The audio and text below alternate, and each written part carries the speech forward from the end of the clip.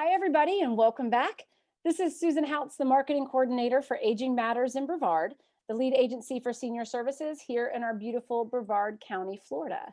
As some of you may know, Aging Matters in Brevard is the lead agency set up here in Brevard County for senior services. So what we do is we provide resources and services to help seniors age in home as long as possible, actively and safely, and as independently as possible, because that's really where they want to be. So some of the services we provide are nutrition services through Meals on Wheels and Seniors at Lunch, which unfortunately is closed right now due to COVID. But when that is open, there's 12 different sites throughout the county where seniors gather and eat together, which is very important to combat isolation as well as the nutrition needs. We have transportation programs, housing improvement programs for safety concerns, home care, and more. So another big part of what we provide is caregiver resources, because as we know, the better someone is cared for, the healthier they stay. And so to do that, we've been partnering with fantastic community partners to provide those resources here in this digital format.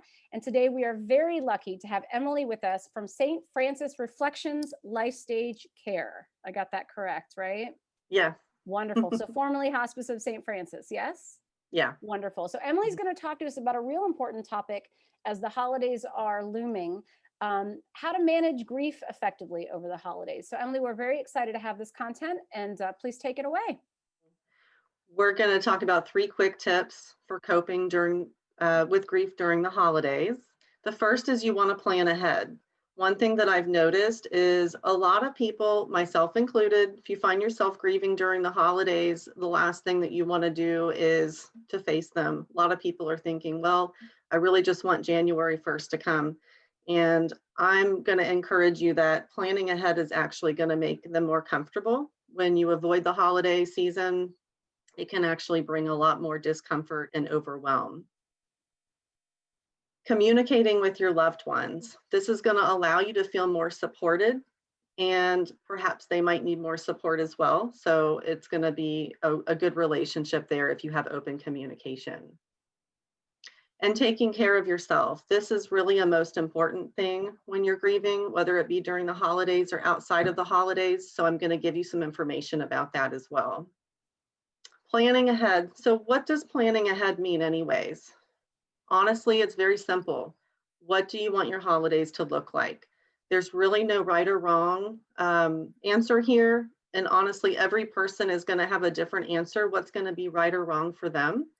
And I have a few other points here for you to consider if you're wondering, what is it that I should be planning anyways? Do you want to decorate? Decorating is a big one. Some people go all out for the holiday season decorating, and perhaps this year you're not feeling that you have as much energy for it. That's okay. Really just do whatever you're feeling comfortable with. How do you feel about attending gatherings this year? It's okay to say no. In our larger conversation with Beth, we actually talk about the value of saying no and being flexible with your own needs. What about buying gifts? Do you plan on buying gifts this year? Do you prefer perhaps to try online versus going out in person? What's going to make you feel more comfortable this year around that?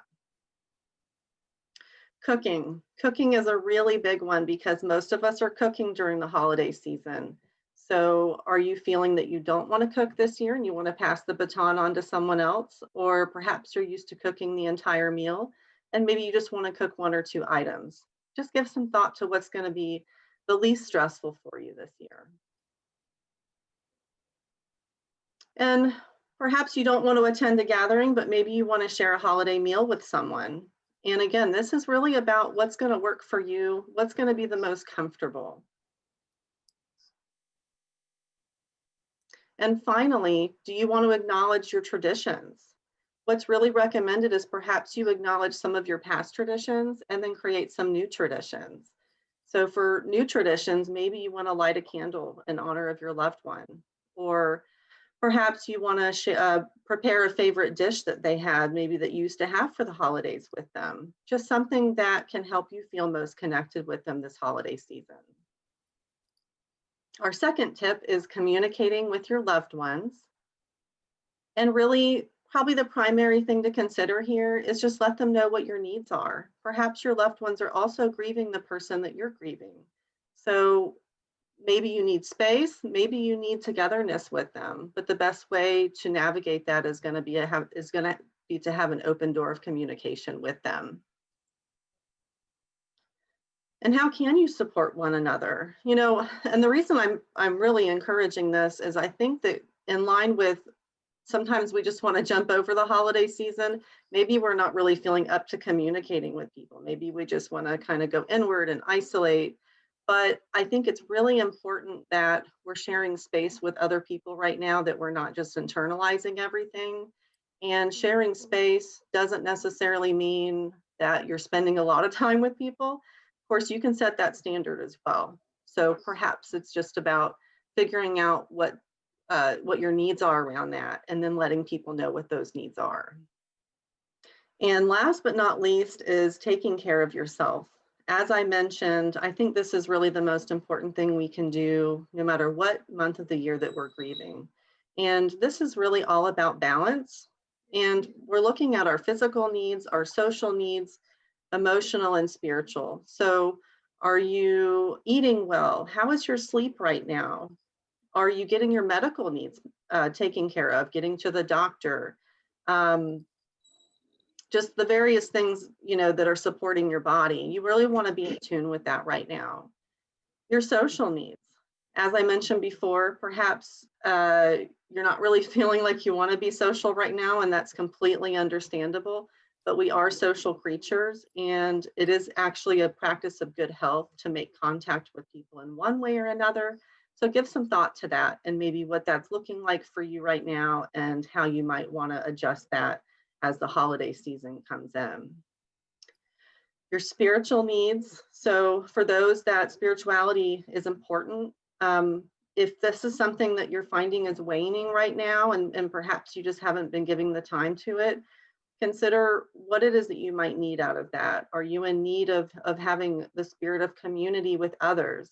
Maybe it's your personal practice at home or sharing that spiritual space with another person. This is going to help you move through your grief in a better supported manner. And finally, your emotional needs. I think this may be the most important. A lot of people, when they're grieving, may experience depressive feelings or anxiety. So check in with yourself this holiday season, because those feelings might be creeping back in if they're not already there. And what I encourage for you to do, if you find yourself having some emotional and mental health issues, is by reaching out to someone.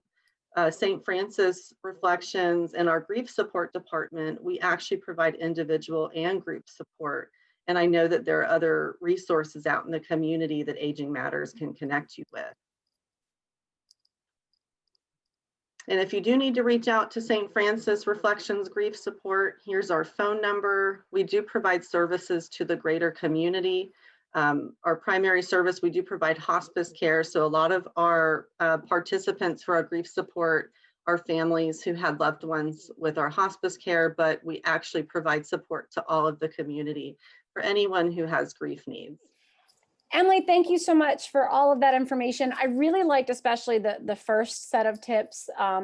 I know the holidays can be challenging for many people. Sometimes it's challenging for me, depending on how close you are to your family, how those traditions go. So sometimes it can just be a real challenge. And even if you haven't necessarily lost someone during this time, right? Grief comes in different ways. So I really like those things you talked about what does it look like, and making those decisions ahead of time and really thinking it through, so you're not in the middle of the day just feeling completely lost. Yeah, having a plan is going to be best for sure. Fantastic. Well, thank you so much. Any final words or anything for folks in terms of this holiday season?